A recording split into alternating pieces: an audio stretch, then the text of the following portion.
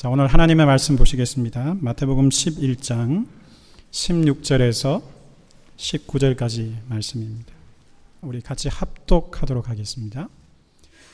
이 세대를 무엇으로 비유할까? 비유하건대 아이들이 장터에 앉아 제 동물을 불러 이르되 우리가 너희를 향하여 피리를 불어도 너희가 춤추지 않고 우리가 슬피 울어도 너희가 가슴을 치지 아니하였다 함과 같도다. 요한이 와서 먹지도 않고 마시지도 아니하며 그들이 말하기를 귀신이 들렸다 하더니 인자는 와서 먹고 마시며 말하기를 보라 먹기를 탐하고 포도주를 즐기는 사람이요 세리와 죄인의 친구로다 하니 지혜는 그 행한 일로 인하여 옳다함을 얻느니라. 아멘. 1992년 제가 신학교 3학년 시절에 학교 내에 있던 서점에 잠시 들렀습니다. 새로운 신간이 나왔는지 잠깐 살펴보러 갔었는데요.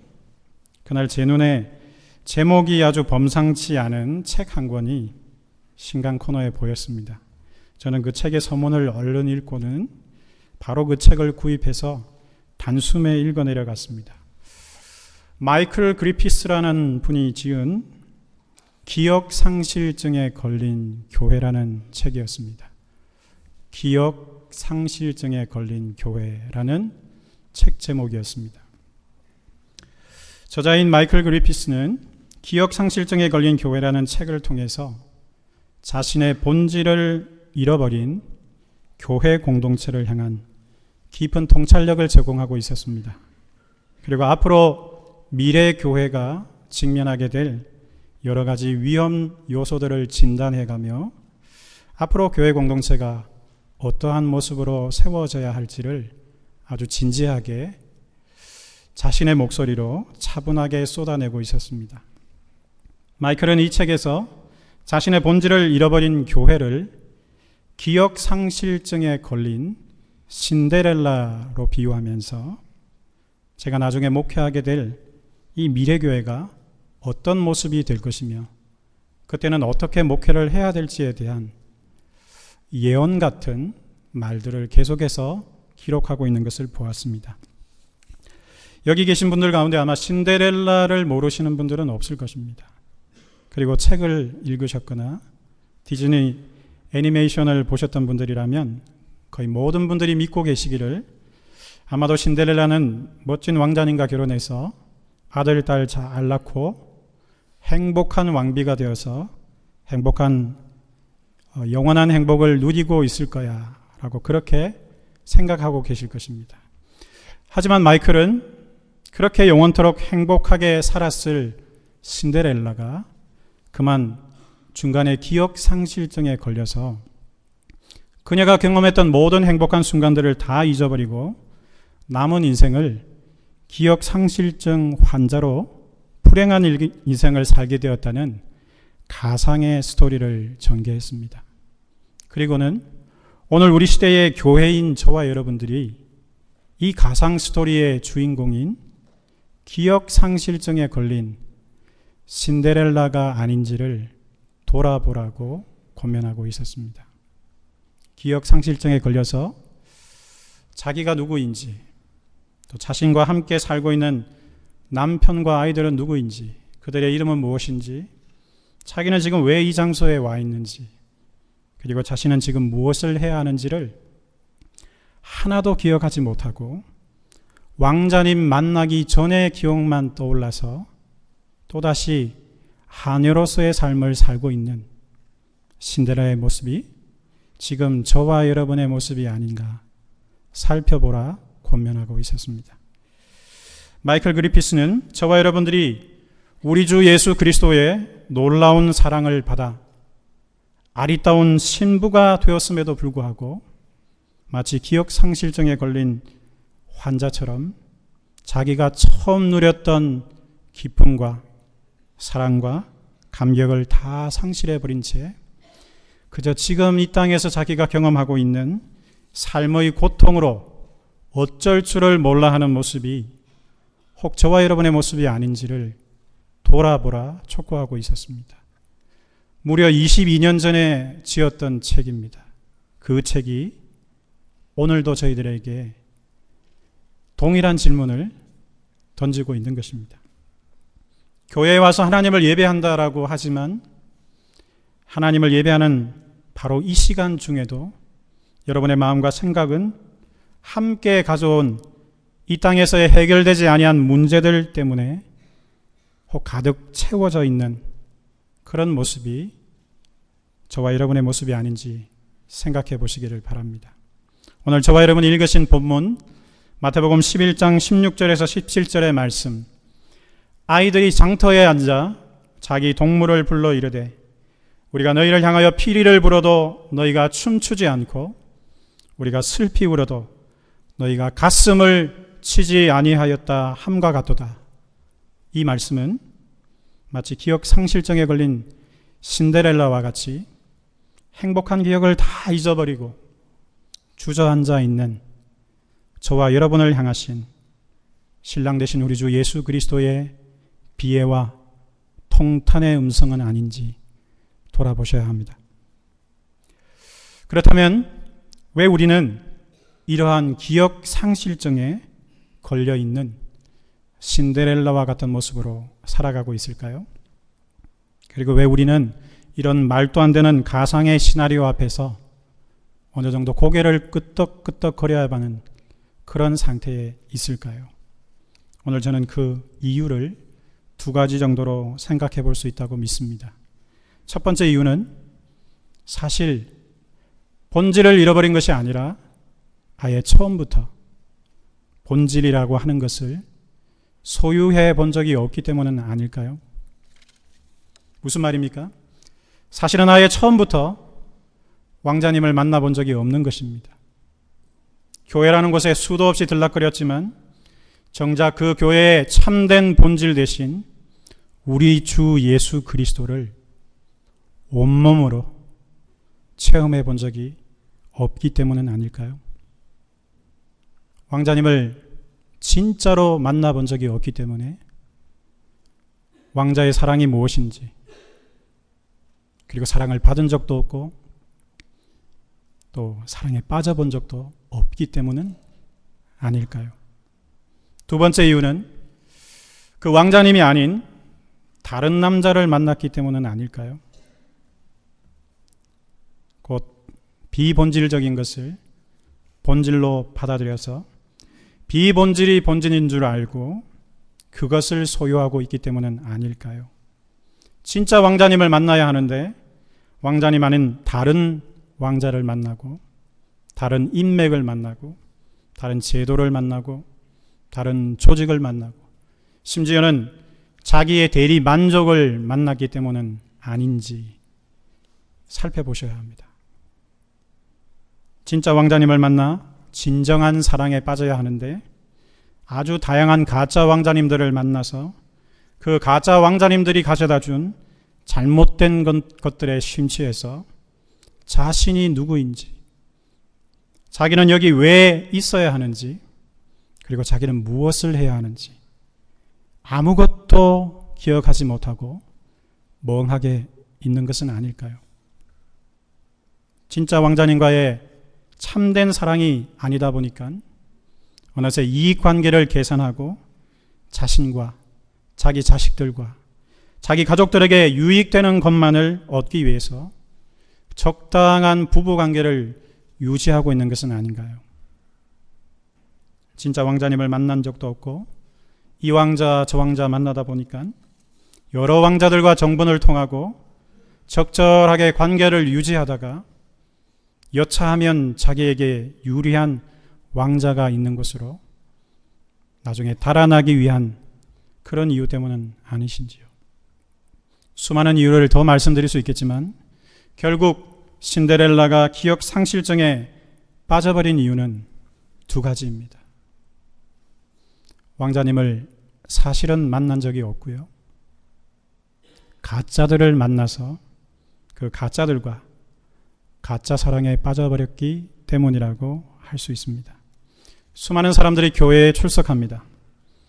하지만 교회의 존재의 가장 본질적인 핵심이 되시는 우리 주 예수 그리스도를 만나지 못하시고 모이기만 하면 자신들의 가짜 왕자들인 부동산, 돈, 비즈니스, 건강, 자식들, 학군, 자동차, 연금, 의료보험, 온갖 사회 보장 제도와 사랑 나눈 그 이야기들만을 풀어내시면서 이 공간을 채우고 있는 자들이 바로 기억상실증에 걸린 신데렐라인 저와 여러분이 아닌지를 돌아볼 수 있기를 바랍니다. 마가복음 11장 17절 말씀에 기록된 바 내 집은 만민이 기도하는 집이라 일컬음을 받으리라 하지 아니하였느냐. 너희는 강도의 소굴을 만들었도다 하셨습니다. 야고보서 5장 1절에서 6절 말씀은 이런 잘못된 본질을 본질로 받아들이고 기억 상실증에 빠져버린 아무 생각 없이 살아가는 가짜들을 향하여 다음과 같은 엄중한 경고의 말씀을 선포하고 있습니다.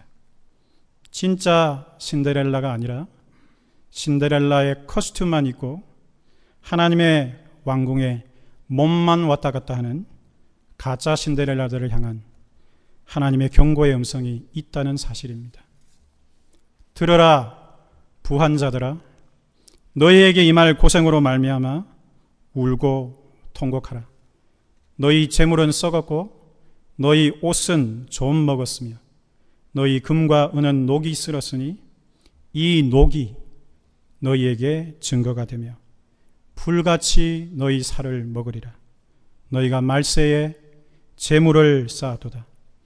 보라, 너희 밭에서 추수한 품꾼에게 주지 아니하는 삭시 소리 지르며 그 추수한 자의 우는 소리가 만군의 주의 귀에 들렸느니라. 너희가 땅에서 사치하고 방종하여 살육의 날에 너희 마음을 살찌게 하였도다. 너희는 의인을 정죄하고 죽였으나 그는 너희에게 대항하지 아니하였느니라. 오늘 본문 마태복음 11장 16절 첫 소절에서 예수님께서 말씀하셨습니다. 이 세대를 무엇으로 비유할까? 마이클 그리피스가 대답했습니다. 기억상실증에 걸린 신데렐라가 아닐까요? 예수님께서 말씀하셨습니다. 그러게 왜 내 자녀들은 기쁨의 피리를 불어도 춤추지 아니하고 내가 이렇게 아파서 슬피 울어도 가슴을 치지 않는 걸까? 마이클 그리피스가 대답했습니다. 예수님, 그것은 교회가 본질을 잃어버린 것이 아니라 아예 본질을 경험해 본 적도 없고 경험해 보았다라고 말은 하지만 사실은 본질이 아닌 비본질, 곧 가짜를 진짜인 줄 알고 착각하며 가짜에 매여서 가짜만을 추구하고 살아가고 있기 때문은 아닐까요? 예수님께서 말씀하셨습니다. 지혜는 그 말이 아니라 그 행한 일로 인하여 옳다 인정하심을 얻느니라. 귀 있는 자는 성령께서 교회들에게 하시는 말씀을 들어야 합니다. 그렇다면 그리스도 예수의 참된 신부인 몸된 교회가 잃어버린 바 된 그 본질은 무엇일까요?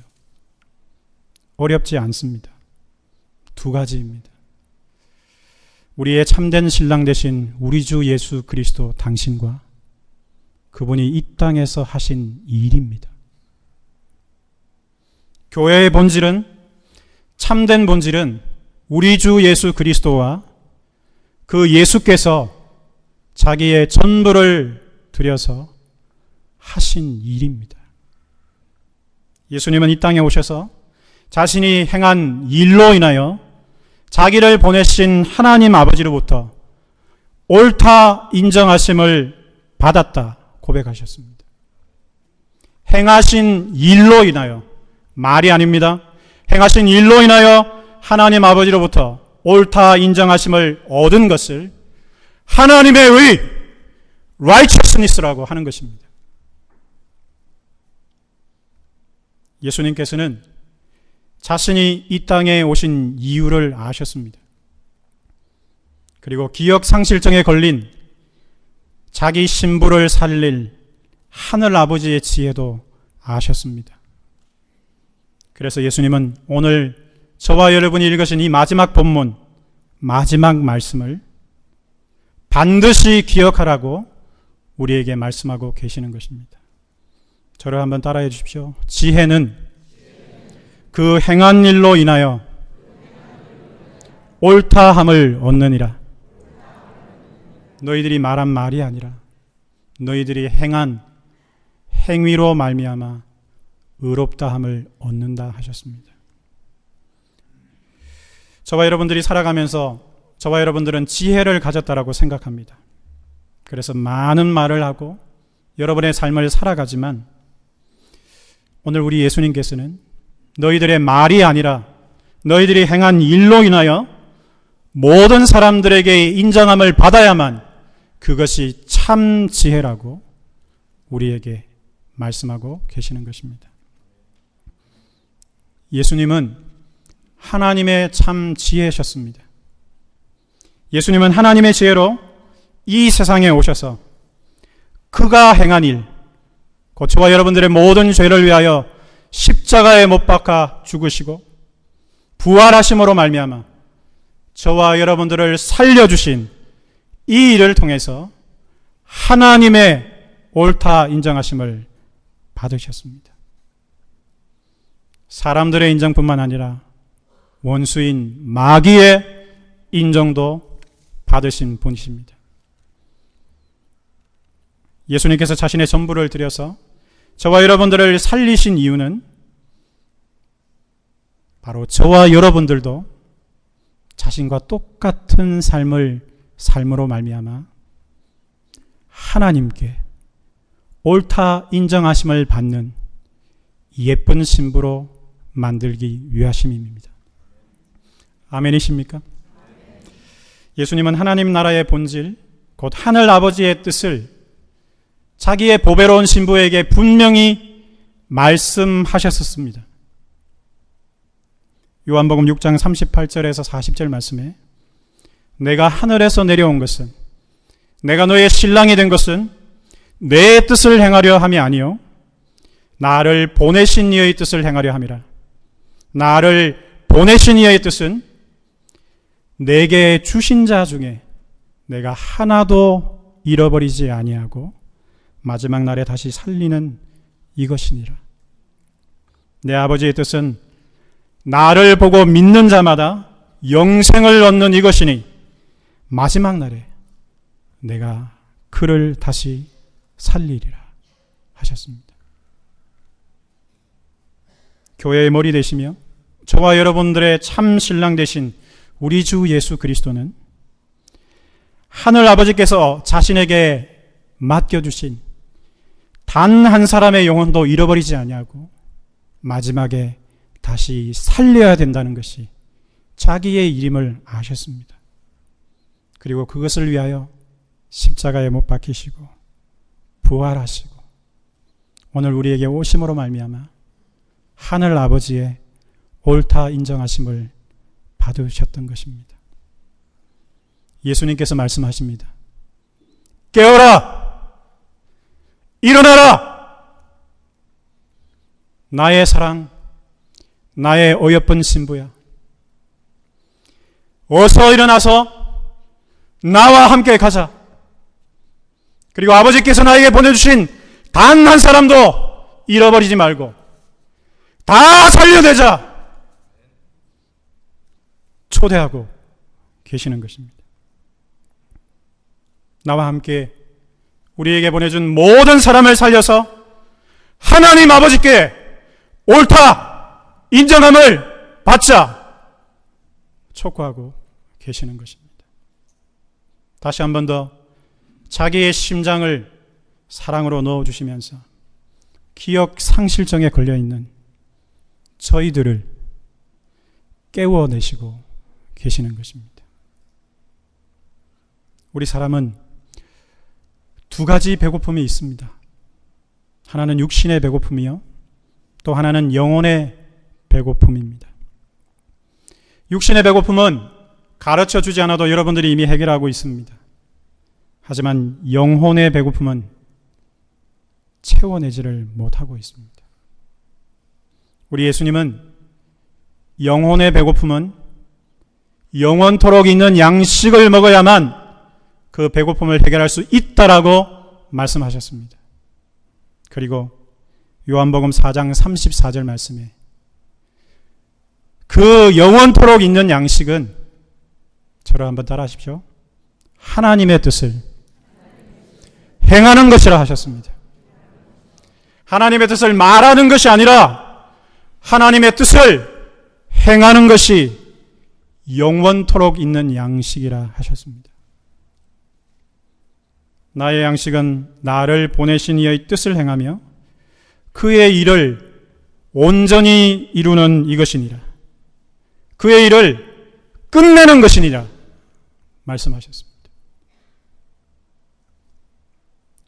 우리 인간은 하나님의 뜻을 행할 때 자기 영혼의 배고픔을 채울 수 있습니다.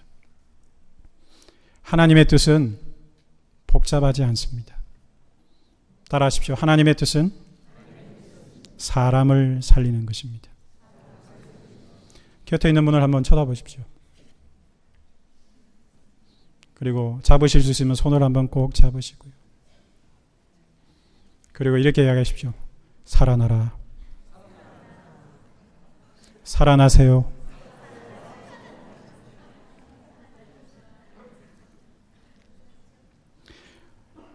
하나님의 뜻은 사람을 살리는 것입니다.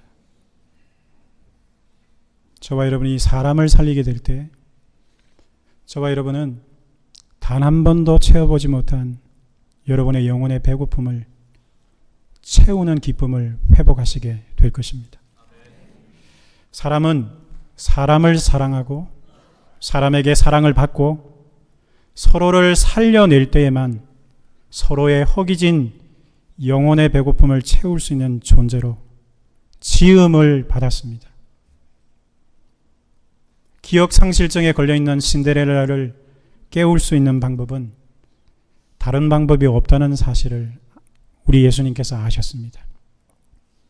그래서 성령으로 지금 찾아오셔서 당신의 사랑의 음성을 들려주시고 안아주시고 만져주시고 고쳐주시면서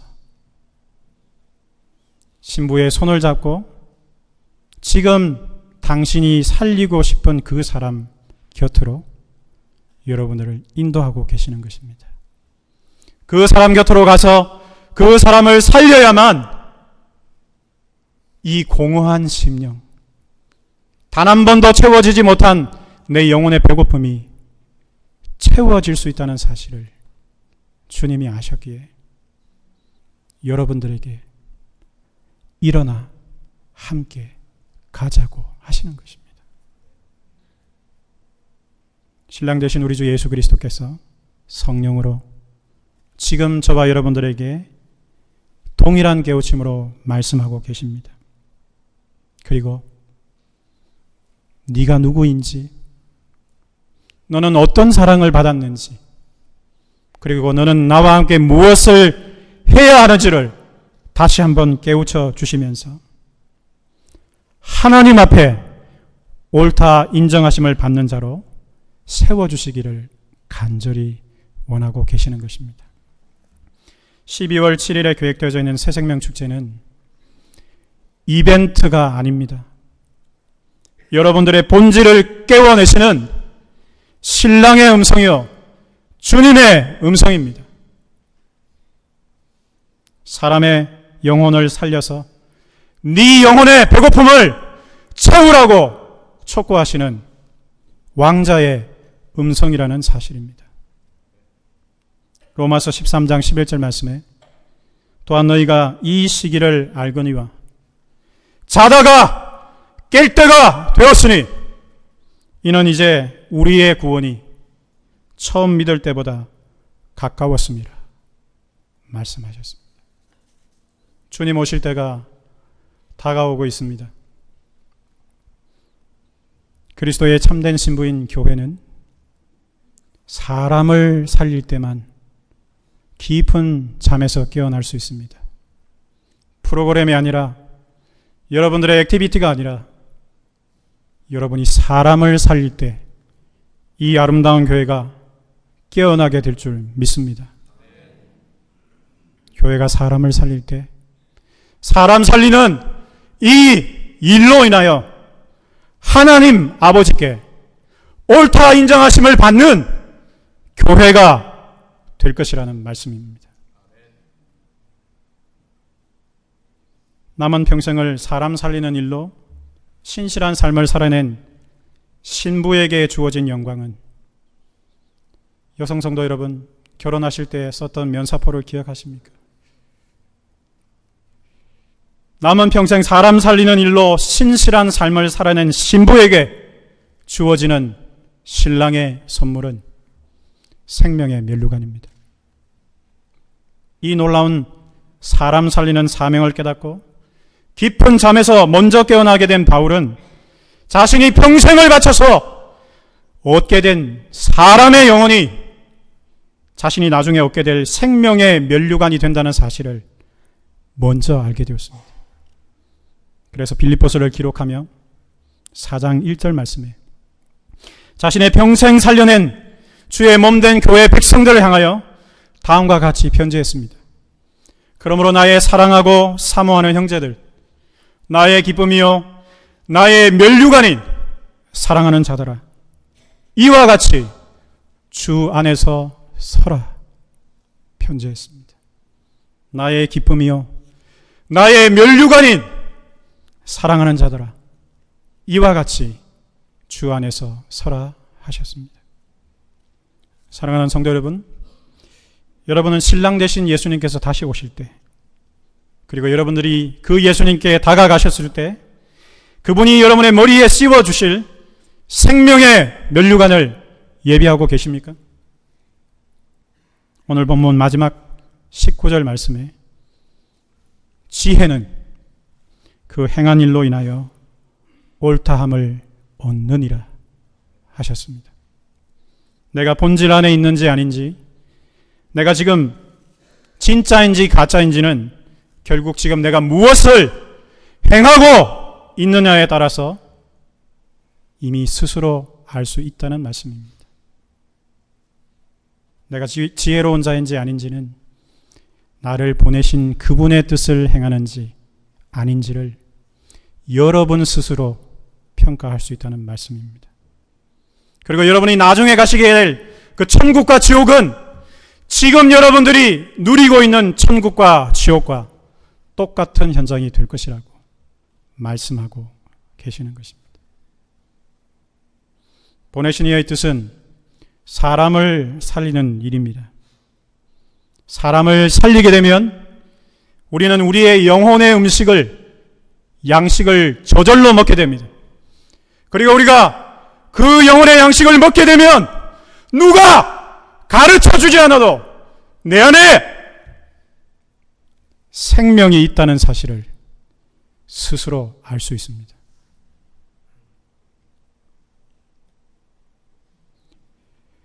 참된 신랑 되신 우리 주 예수 그리스도의 영원한 신데렐라 되신 사랑하는 성도 여러분, 깊은 잠에서 깨어나야 합니다.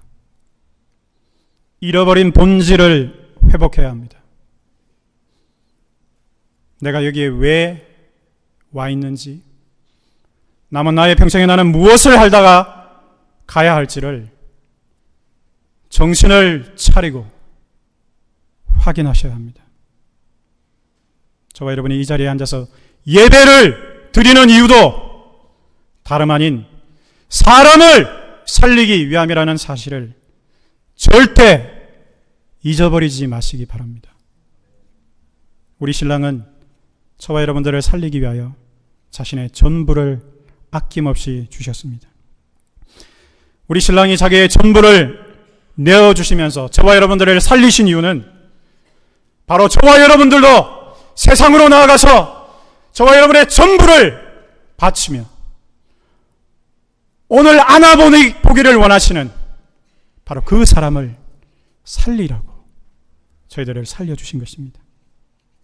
우리가 사람을 살릴 때 단장하고 치장하지 않아도 더 예쁜 신부가 될 줄을 아셨기 때문에,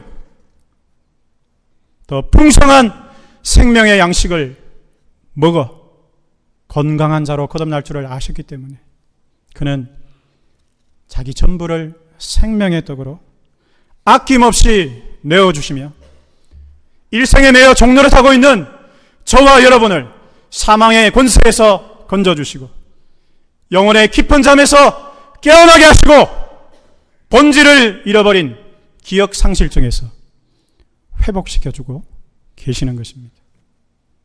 사람을 살리십시다. 사람을 살리면서 오늘 내가 먹어야 할 영혼의 양식을 먹으십시다. 보내신 이의 뜻을 행하십시다. 그리고 먼 훗날 천국에서 여러분이 여러분의 평생을 통해서 살려내신 그 영혼을 생명의 면류관으로 받으시고 그 면류관을 던져드리며 다만 우리는 무익한 종이라고 주님 앞에 고백할 수 있어야 하겠습니다. 지혜는 그 행한 일로 말미암아 옳다 인정하심을 얻습니다. 남은 평생 하나님의 지혜 되신 우리 주 예수 그리스도와 함께 사람을 살리시다가 천국에 입성하셔서 우리 성부 하나님께로부터 착하고 충성된 종아, 옳다 인정하심을 받는 저와 여러분 되시기를 주님의 이름으로 축원합니다. 12월 7일 그 한 사람에게 여러분이 마지막 하나님의 음성이 될 수 있습니다. 아직도 늦지 않았습니다. 품어주시고 기도해 주시고 데리고 오셔서 생명의 면류관을 받아 누리시는 저와 여러분 되시기를 마지막으로 주님의 이름으로 축원합니다. 기도하겠습니다.